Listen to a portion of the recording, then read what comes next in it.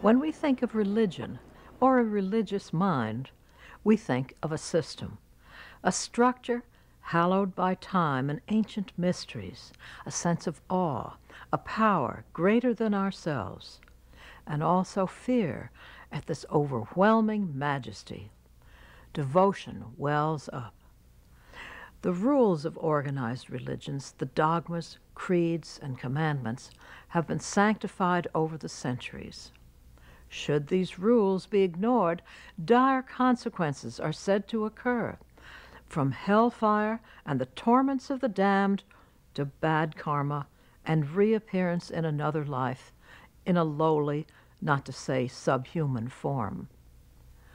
Do we still need these threats of a boogeyman? Are the myths and traditions of the past enriching us, or have they become sterile shells? The word religion comes from the Latin religare, meaning to bind together or bind back. Is a mind that is bound to the past truly religious? Krishnamurti on the religious mind.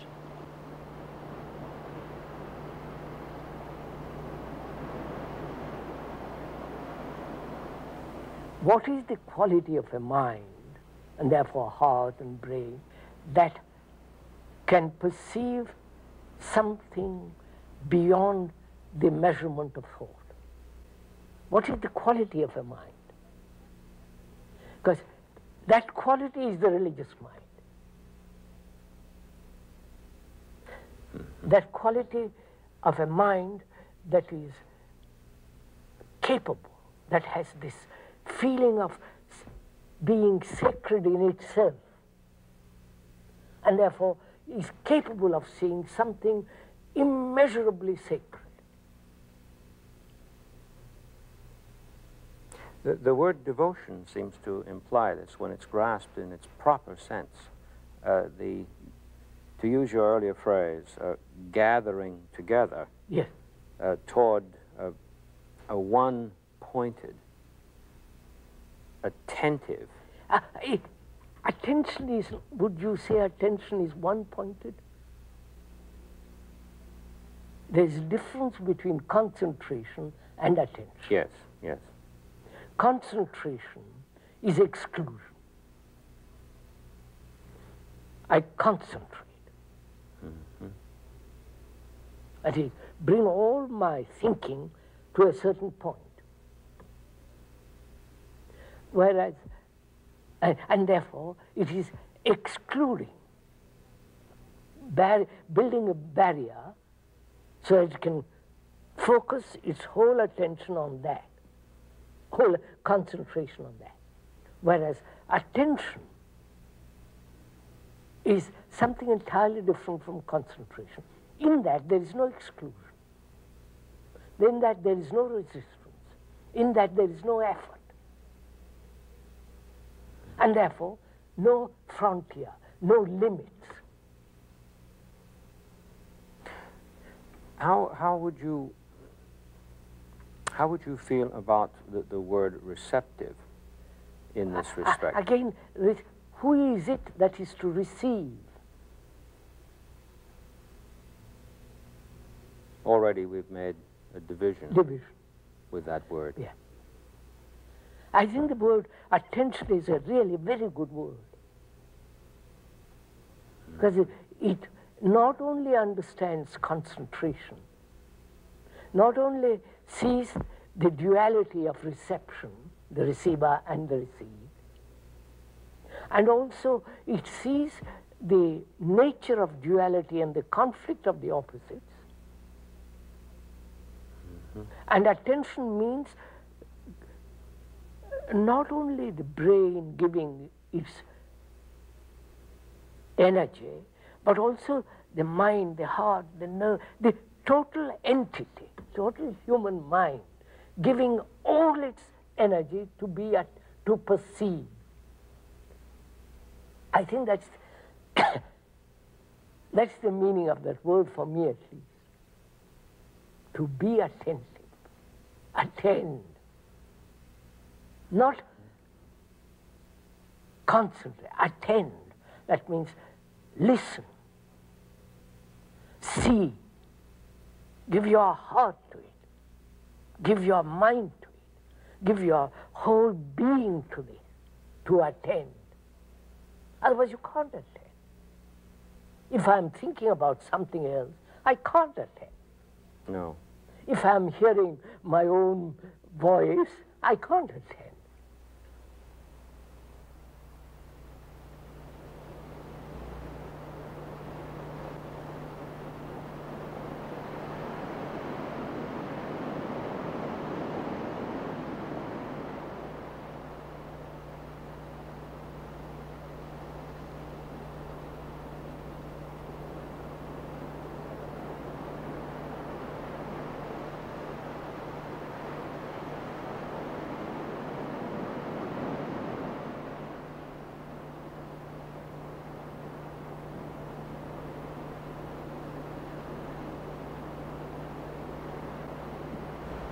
Most of us are slaves to tradition, slaves to some kind of belief, faith, or to experience. To be totally, completely free of all that.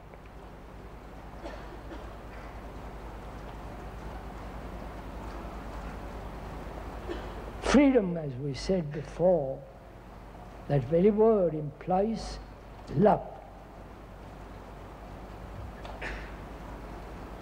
If there is no freedom, there is no love. You cannot possibly achieve that freedom through some figure, symbol, person, idea. Freedom means the ending. Ending of the self, the me.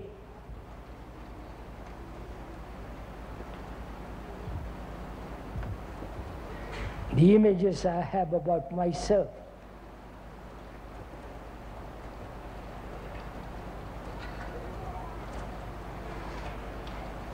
Then when the mind, brain is free, only then is there that supreme intelligence. Not all the rituals, all the, all the trivialities, for God's sake. Sitting in a posture, meditating, breathing, you follow? That's not, if one can use that word spiritual, that's not all.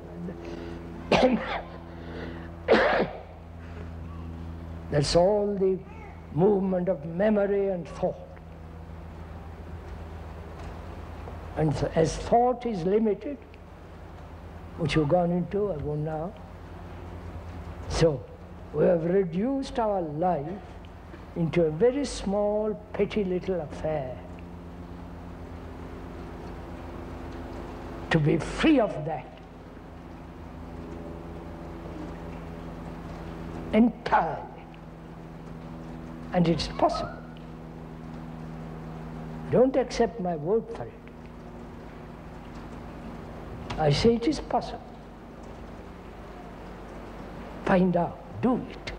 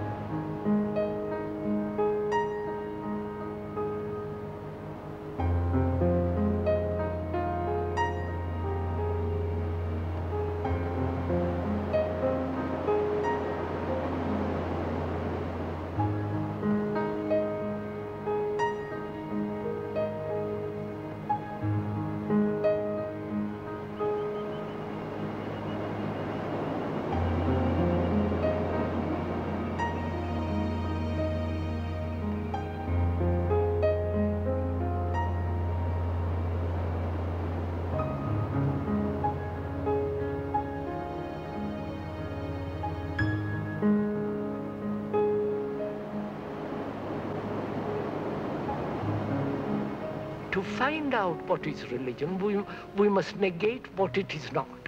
What is not love? Which love is not hate, love is not jealousy, love is not ambition, love is not the violence. So when you negate all that, the other is, which is compassion. In the same way, if you negate what is not religion, then you find out what is true religion. That is, what is the truly religious mind. First of all, therefore, belief is not religion. And the authority which the churches, the organized religions assume, is not religion. That in that there is all the sense of obedience, conformity, acceptance, the hierarchical approach to life, the division between the Protestant, the Catholic, the Hindu, the Muslim and all, that's not religion. So when you negate all that, which means you are no longer a Hindu, no longer a Catholic, no longer belonging to any sectarian outlook, then your mind then asks, what is then truly religion? This is not with their rituals, with their masters, with their savior. That's not religion. Therefore, when the mind discards that intelligently because it has seen it is not, then what is religion? Religion is not what I think, but religion is this sense of comprehension of the totality of existence, in which there is no division between you and me. Then, if there is that quality of goodness, which is virtue, real virtue, not this phony virtue of society, real virtue, then the mind can go beyond and find out through meditation, through a deep, quiet silence, it can find out if there is such a thing as reality. And therefore, a religious mind is a mind that is constantly aware, sensitive, attentive, so that it goes beyond itself into a dimension where there is no time at all.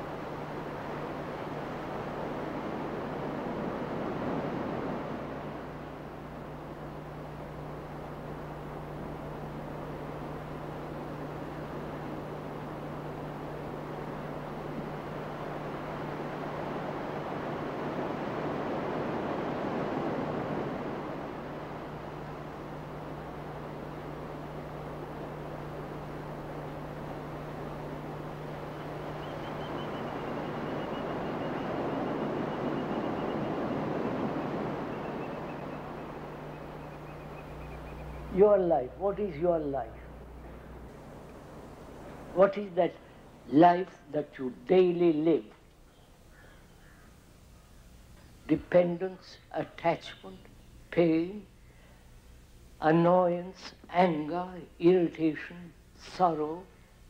You know all this, don't you? This is your daily life. Going to the temple and doing some kind of noise with the bell and doing puja,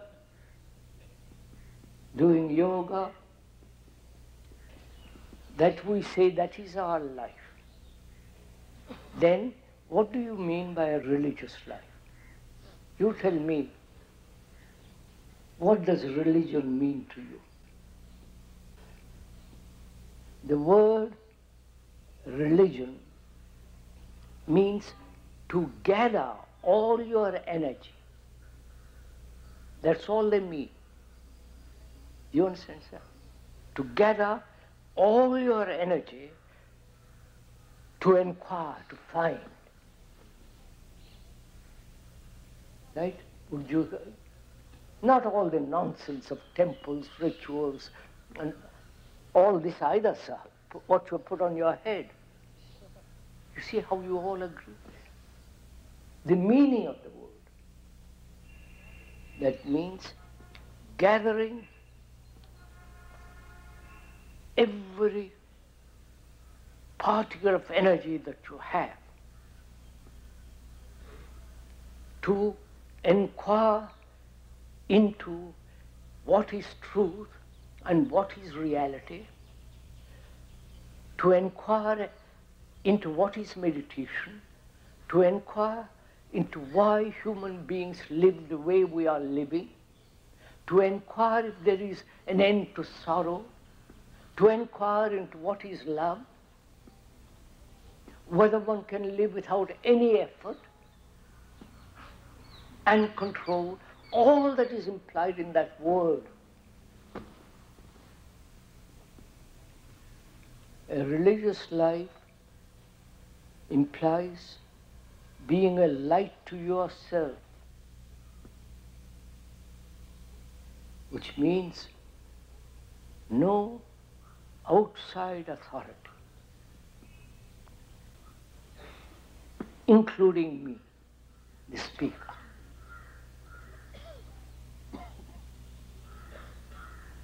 Have you any authority? Spiritual authority? You have had various Guru Mahatma, Mr. Gandhi, and so on, all the way from the 6th, 5th, 4th, 3rd century, down to the present. And where are you, having been led for these thousands of years? Where are you? Or you want to be still led?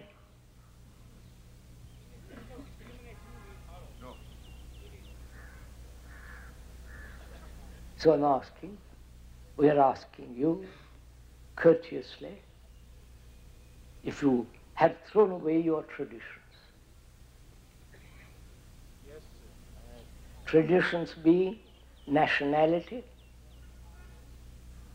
your caste, your beliefs, your rituals, going to the temples, all that. Have you thrown it away? No, sir. No? No.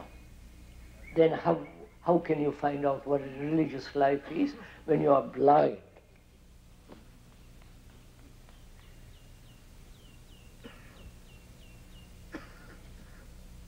So you want to find out what a religious life is, and yet won't leave your little enclosure. Right? You are tied to your tradition, and you want to inquire into something that demands a mind that is capable, a heart that can really love. Without that, freeing yourself from your tradition, your culture, your belief, how can you find out anything? You can repeat what the Gita said, or the Upanishads, or some other book. What value has it? What are we all playing at, sirs?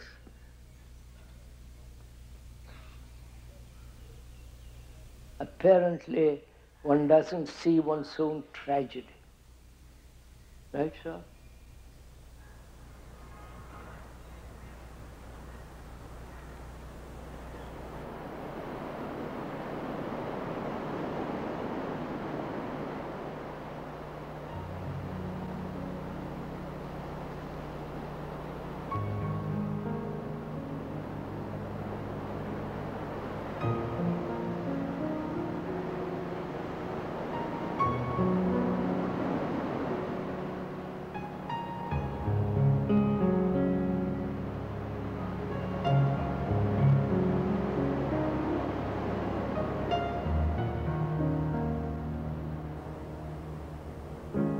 So space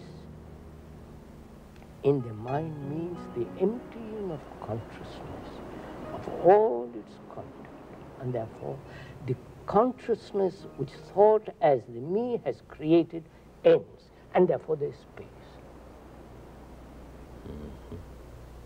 And that space isn't yours or mine, it's space.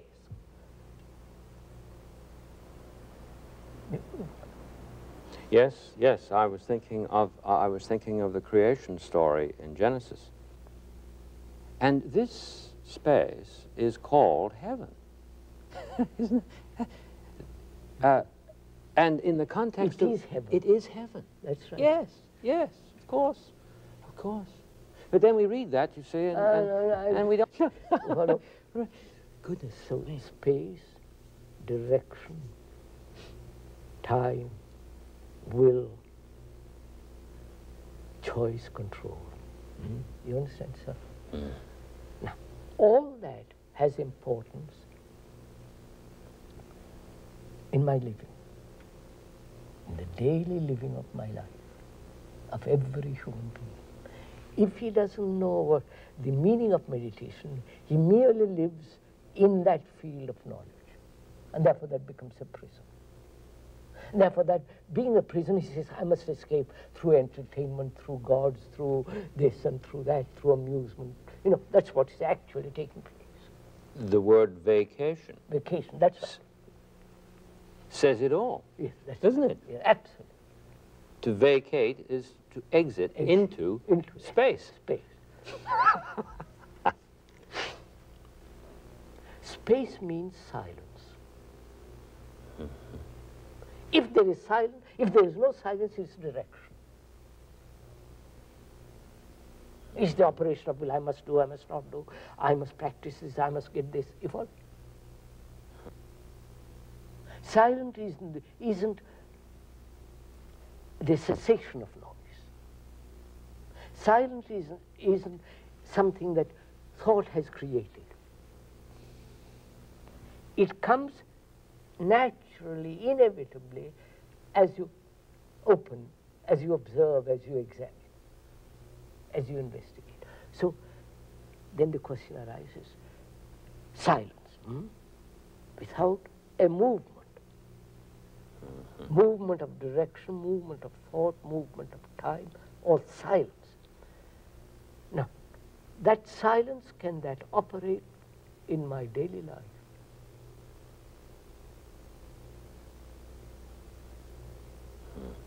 I live in the field of noise as knowledge. That I have to do. And is there a living with silence and at the same time the other? For me it is possible. Therefore, I'm not saying out of vanity, or I say this in great humility. I say that is possible. It is so. Then what takes place? When the mind is utterly silent, what is the immeasurable? You follow, sir? What is the everlasting? What is the eternal? Not in terms of God, you know, all these things man has invented. Actually to be that. I don't know if Now, silence in that deep sense of that word opens the door. Because you've got there all your energy. Not a thing is wasted. There is no dissipation of energy at all. Therefore, in that silence is summation of energy. Precisely. Because there is no conflict, no control, no reaching out or not reaching, searching, asking, questioning, demanding, waiting, praying, none of that. Therefore there is tremendous, all that energy which has been wasted is now gathered in that silence. That silence has become sacred. Because obviously, of course it has. it has not the sacred thing which thought has invented. It is only such a sacred mind can see this, the most supreme sacred. The essence of all that is sacred, which is beauty. You follow that? I do. So there it is. God isn't something that man has invented or created it out of his image and longing and failure. But when the mind itself becomes sacred, then it opens the door to something that is immeasurably sacred. That is religion. And that affects the daily living. The way I talk, the way I treat people, the conduct, behavior, all that. That is the religious life.